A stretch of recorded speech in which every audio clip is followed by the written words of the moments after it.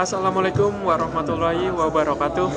Halo semuanya, saya Sugianto Tegar Samudra dari kelompok 4 Angkatan 1 Latihan Dasar CPNS tahun 2025 di instansi Badan Nasional Pencarian dan Pertolongan dengan unit kerja saya yaitu di Kantor Pencarian dan Pertolongan kelas A Bandung.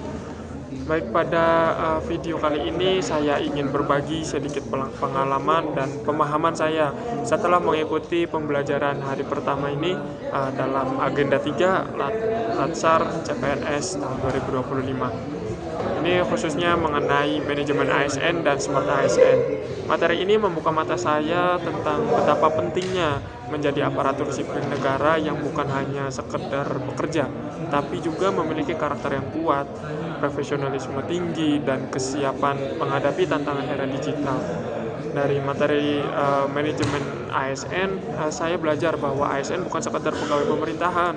Jadi kita punya peran penting sebagai pelayan publik, pelaksana kebijakan, dan juga perekat persatuan bangsa. Kemudian untuk manajemen ASN berorientasi pada sistem merit. Nah, sistem merit ini yang artinya setiap proses rekrutmen, promosi, dan mutasi harus adil, berdasarkan kompetensi, kualifikasi, dan juga kinerja tanpa diskriminasi. Ini memberikan harapan besar untuk lahirnya birokrasi yang profesional dan bersih dari KKN. Saya makin memahami juga bahwa ASN wajib memegang teguh nilai dasar seperti integritas, kemudian etika profesi, dan netralitas. Kode etik dan perilaku bukan hanya aturan formalitas saja, tapi jadi cermin karakter kita dalam melayani masyarakat. Dalam praktiknya kita harus jujur, disiplin, tidak menyalahgunakan jabatan, dan bertindak profesional dalam setiap langkah. Bagi saya pribadi, ini jadi pengingat juga bahwa menjadi ASN berarti siap ditempatkan dimanapun, kemudian melayani siapapun, dan selalu menjaga nama baik institusi. Materi Smart ASN ini mengajak saya juga untuk menyadari bahwa transformasi digital bukan lagi pilihan, melainkan keharusan di era saat ini. ASN dituntut tidak hanya menguasai teknologi, tapi juga memiliki kecakapan literasi digital secara menyeluruh, dari digital skill, kemudian digital culture, digital etnik, kemudian hingga digital safety. Saya terkesan juga dengan konsep cakap bermedia digital. Bagaimana kita tuh harus bertanggung jawab dalam menggunakan internet, mencari informasi, kemudian menghindari hoax, dan menjaga keamanan data pribadi, dan juga membangun rekam jejak digital yang sehat.